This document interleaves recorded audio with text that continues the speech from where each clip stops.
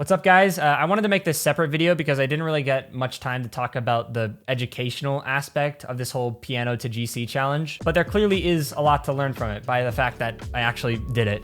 I don't normally make standard tutorial or tip videos like this anymore. I think you guys have probably noticed that. The last one I made was, I think, my flip reset tutorial, and that was almost 2 years ago. But I know you guys have been asking a lot to bring the tip videos back. Unfortunately, that's just not going to happen fully. I've just kind of moved on from that whole thing, so I apologize. But something I am considering doing is more of videos like these where I kind of just sit down and casually teach you guys about something about Rocket League. If I do that, then I definitely end up making it a perk for channel membership, so you'd have to be a member to see those. Let me know if you guys would be interested in that, because yeah, memberships aren't set up currently. There's no like join button next to my subscribe button right now, but I am trying to brainstorm ideas for it. Anyway, let's dive into the actual topic of this video, which is everything I learned from this piano GC challenge and everything that you can learn from it too. I'm gonna throw up some more raw, uncut gameplay of the games and talk over them so you can get a better feel for the overall play style I was using. We'll start looking at Diamond and work our way up to GC so you can see how my play style was actually changing as I went up. So first off, a lot of people were asking me why I chose 3v3 as the mode that I would rank up in. And the reasoning is that I truly do believe that threes is the easiest to rank up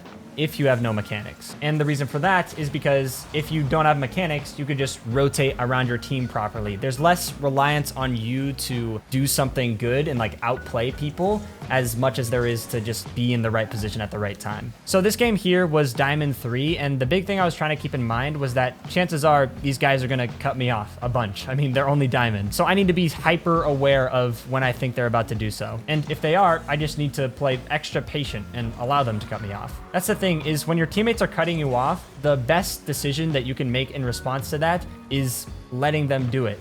It is sad, but letting them cut you off is a much better decision for the team than just saying screw it and double committing with them.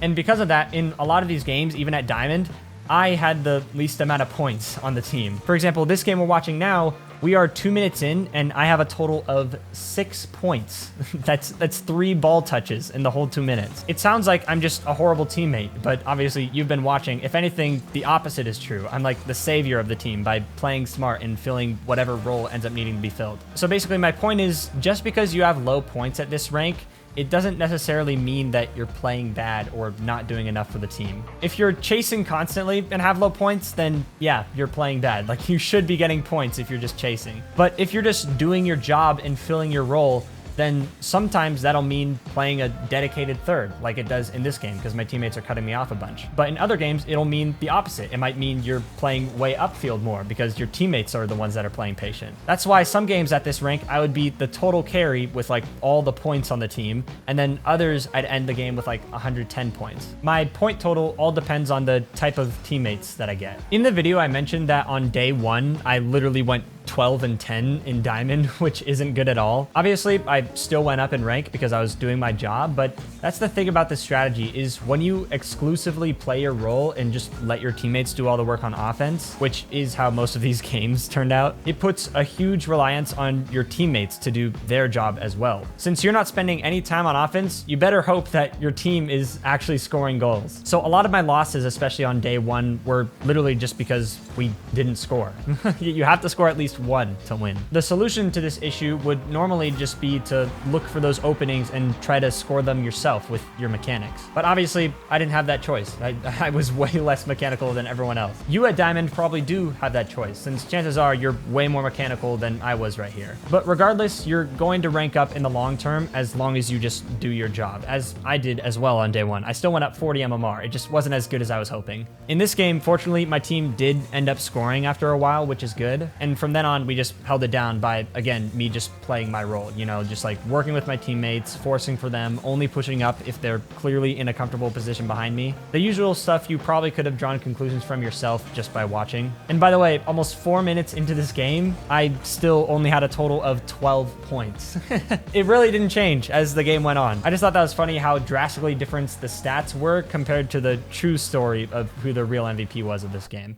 Let's move up the ladder a bit. This game is at Champion 2, again in solo queue. One of the big things I want you to pay attention to here is my boost usage. A lot of the people in chat at this point were saying like, this looks slower than my plat games, which obviously isn't true, but it may appear that way because of how I'm using my boost. The way I imagine it while I'm playing is that I'm toggling between two different modes, either a using boost mode or a roaming mode, where I'm just waiting for my turn on the ball. There's no in between. It's always one or the other. When I'm in that roaming mode, I will literally not press the boost button at all, not even for a second. That's why you'll see moments in these games for like 20 to 30 seconds straight where I'm just not even tapping boost at all, because there's no reason to keep my speed up if I'm not planning on going for the ball anytime soon. But as soon as I decide that I am going to go for it, or that I'm at least anticipating it, that's when I toggle that switch, and now I'm in boosting mode. So I'm keeping a mental track in my head of which mode I'm in at all times and when I'm toggling between them. The benefits of having this mindset are obvious when you look at the stats. This stat here shows that I had 9 total seconds with 0 boost in the entire game. That's literally it. In other words, for pretty much any moment in the entire game, I could have challenged the ball if my team needed me to. It happens so often at Champ and below where players just don't have enough boost to do what they need to do. And the sad part is that when that does happen, most of the time they just chalk it up to being unlucky. Just like, I had no boost, there's nothing I could do. But I'm telling you this right now, if you say that and you're Champ and below, you are wrong every single time. The fact that you were low boost during an important moment in the first place means you already did something wrong. Because throughout this entire week of games for me, not even once did I get scored on because I just didn't have enough boost. So my point is, if you get scored on due to lack of boost at Champ and below, it's not just a matter of being unlucky. I don't even care if someone stole your big pad or anything. Like, the mini pads are free at this rank. If you get scored on because you had low boost, it is 100% your fault. It's just hard to see it sometimes because the mistake isn't something that happened right then and there. It's something that happened 5 to 10 seconds prior. Either you didn't collect your mini pads or you were just using your boost wastefully, or both. Another thing that changed as I went up the ranks was that I could start to rely on my teammates a little bit more, at least with some things. They were still somewhat untrustworthy when it came to cutting me off and rotating back post properly, but where it really changed was that I actually felt comfortable passing them the ball, basically knowing that they had a better chance at scoring than I did because they're a lot more mechanical. It was nice because if I saw that the midfield was wide open, I could usually just put it there, and a lot of the time a teammate would be there to score it. That's actually how we scored our very first goal in this game earlier. I just plopped it mid and my teammate was ready for it. I never would have tried that at Diamond because a lot of the time when you actually do pass at Diamond, your teammates are like, no way, a pass. And then both of them go for it, so it's just a double commit. And then it just turns into a disaster. You can imagine how that plays out. But since passing isn't like the holy grail at this rank, I can actually feel comfortable passing it mid and trusting that only one of them is going to go for it most of the time. By the way, in case it's not obvious with this whole thing, I'm not recommending that you disregard mechanics entirely to focus just on game sense. That's not the point of this challenge at all. The point is to show that mechanics aren't nearly important as you think they are. And I think I've done a pretty good job showing that, considering I'm literally the same rank on my main as I am on my piano account. But if you're trying to rank up the fastest, then realistically, it takes a balance of both game sense and mechanics. However, I do think that for a large majority of the player base, their real weakness is in game sense. So I think that's why this is really important.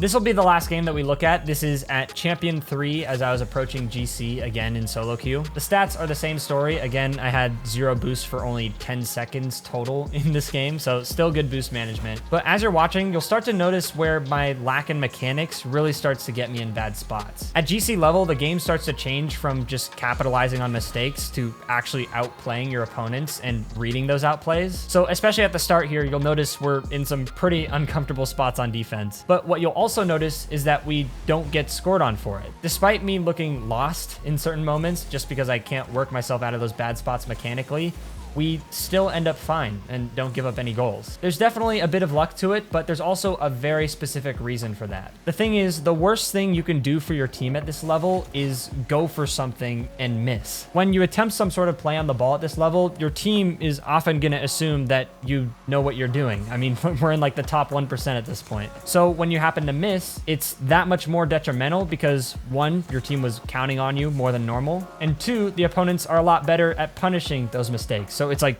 double bad. So in other words, if you go for the ball at this rank, you better be sure you're hitting it, or else some really bad things happen. Fortunately, since this was the end of this challenge, I had a lot better feel for what my strengths and weaknesses were and what I was truly capable of mechanically. So it made it a lot easier to only go for the things that I was sure I was going to hit. And because of that, when we were in those uncomfortable spots on defense, I didn't even attempt to go for the ball a lot of the time. Instead, I trusted that my teammate behind would be in a better spot. It is kind of a gamble because for all you know, your teammate could be dodging a bump in the back of the net. But if you treat it like a numbers game, then it makes a lot more sense to just trust them instead of go for it, probably miss, and then get scored on anyway. And lastly, the biggest thing that helped me develop some level of consistency as third man is how far back I played. You'll notice in all these games that when I'm last man back, I usually play like super far back because I find it a lot easier to keep pressure that way. It's a good rule of thumb when you have no mechanics that the more space you have for a run up as you attack the ball, the less awkward the hit will be for you. So especially at this level where the ball gets hit a lot harder and moves a lot faster, I had to really make sure to position myself far back as third.